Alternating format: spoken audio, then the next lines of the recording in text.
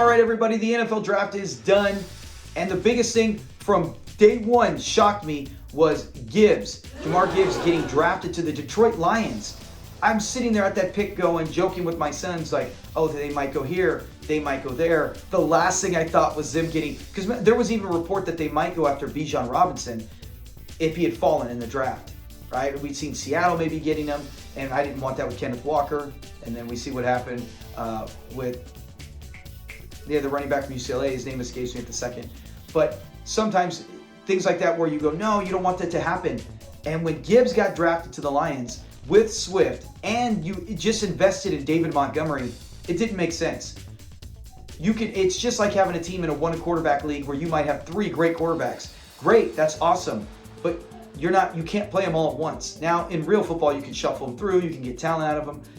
But it painted to the end of DeAndre Swift's time in Detroit. Now the question was, do you trade him? Do you dump him? I saw people giving up like a third-round pick and Michael Carter for DeAndre Swift. Or saying, hey, maybe he's worth 2.11. And I have him in many leagues, and I even put it out that day. I said, I'm not trading him for anything for second round. I don't even want to trade him for like 111. I'm like, you're holding on to him. He's too good. The Lions probably wouldn't have kept him if they did keep him. They weren't going to keep him under contract. He would have been gone. He's got too much talent. And everything I got in response was, well, you got to be available. He's not available. The most important asset is being available. So is he really that injury prone? Let's break down the stats and go through it on DeAndre Swift. Is he going to fit great now that he's been traded to Philadelphia? All right, here with DeAndre Swift. Number one, let's get the injury concerns out of the way. In 49 career possible played games, he's played 40. That's not that bad. That's not as bad as everyone thinks. DeAndre Swift is not out 5 games. He is not out 8 games. In those each year, 3 games, 3 games, 3 games. The problem was his rookie year when he started to excel, that big game against Jacksonville, he got hurt. He got the concussion, I think, in practice. And he missed the next week. And you're like, oh, yeah, my mouth was watering. I got DeAndre. He finally had that breakout game against Jacksonville, and this looks like it's the real deal. And then he gets hurt. And it felt like every time you got a little excited with some great play, the rug would get pulled out from you. But it was always at a key moment. And last year, 3 games, but that's it. He played, 14 of 17 games. Now, as we go through his stats, what does he do with Detroit? In his 3 seasons, all 3 have been RB2. When we drafted DeAndre Swift, who probably went in the top 3 in his rookie draft that year, at least any league I was in, the hopes were that he would become this RB1. He would be maybe not as good, but someone like Barkley, right? He might be RB6. He might be RB9. But in the end, he's still going to be an RB1, a top 12 running back. He always just fell out of that. Season 2 was his best, I believe, in most leagues, depending on your scoring format, but around RB15. So not bad. He's not a bad running back. He's never had bad seasons. The problem is, especially last year, Detroit limited his amount of work. Now you had Jamaal Williams. Look at his highlights. Go look at his highlights. I have a short video on our channel where you can look it up. His highlights are breathtaking. He is an amazing player. He's physically strong. He's got hands like trap jaws. He can catch it. He can make big plays after the runs. He's had highlight runs, and he's not afraid to initiate contact and take it. He made so much with the minimal care. In 9 of those 14 games he played last year, 9 of them, he had under 50% of the snap count. There would be plays, and I remember watching him. I got an NFL Direct ticket. I would watch the Lions because you're looking at Swift, and I had him on fantasy. He would make a huge play, a huge run, and get down there, and we know what happens. Jamaal Williams steps up and has to get the touchdown. Has to go for the Lions record, breaking Barry Sanders. There's sometimes, this is a side note, there are some records sometimes that you just go, they don't balance up. Barry Sanders, 15, was it 15 or 16, maybe 15, and Jamaal Williams, 15, and then he breaks it with 16, are not even on the same playing field. We know Barry carried the team. He might have a 70-yard touchdown. He might have a 30-yard touchdown, and he was the offense. Jamaal Williams would get at least half of those within the 5-yard line or even 2-yard line and piggyback off a big play from a receiver or DeAndre Swift. Maybe it was the Lions saying, you know what? We got this big guy. We got this running back who doesn't have an injury history and can plow through, while Swift, they're like, he's had a concussion. He's had little nicks here and there, ankle, wrist, whatever it is. and they say, why jam him in there? So you didn't see Swift out there on a lot of times. There are some highlights. He did get some touchdowns like that. But with Swift, in those 9 games of 50%, over half of them, over half, did he still get 10 points or more? Double-digit points for fantasy.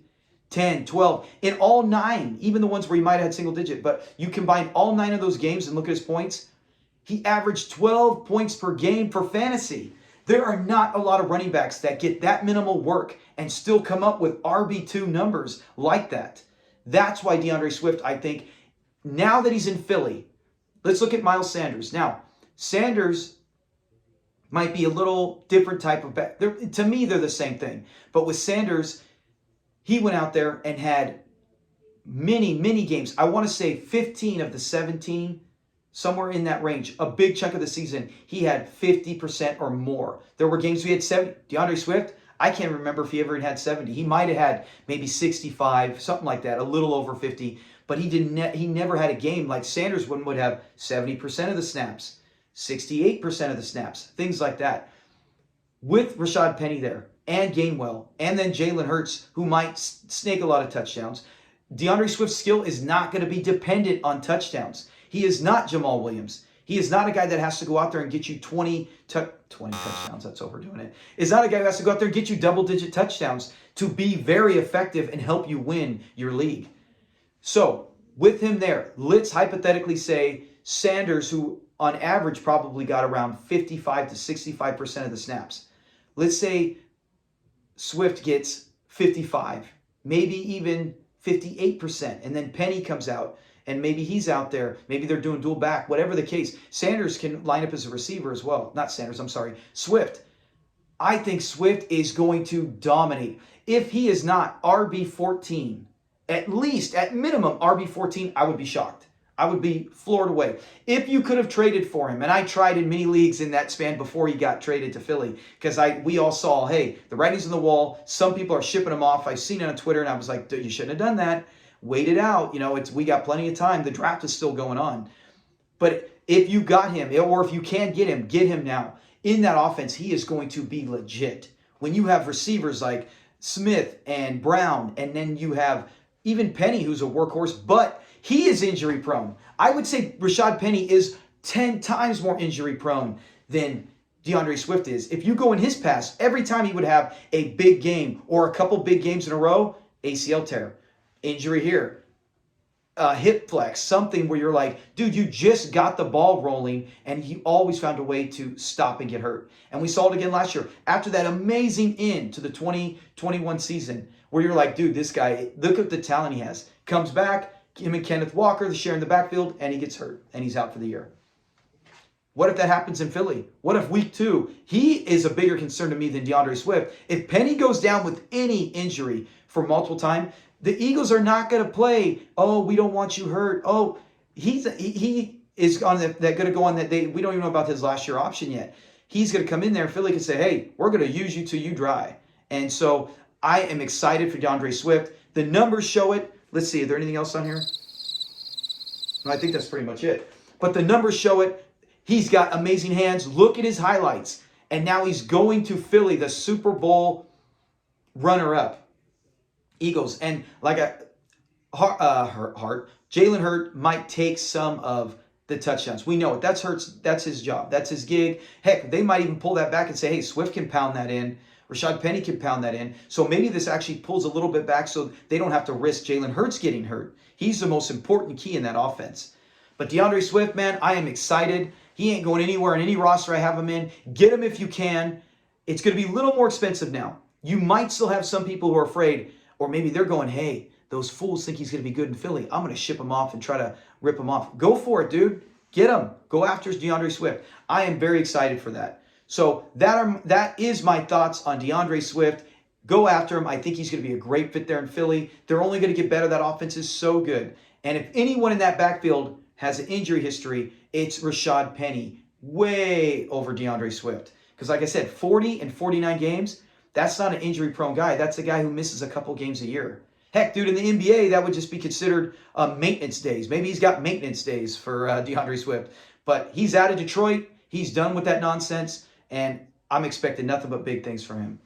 So I hope you guys enjoy this. Look for the next video and look for more shorts as well and amazing sports stories. Talk to you guys later. Peace.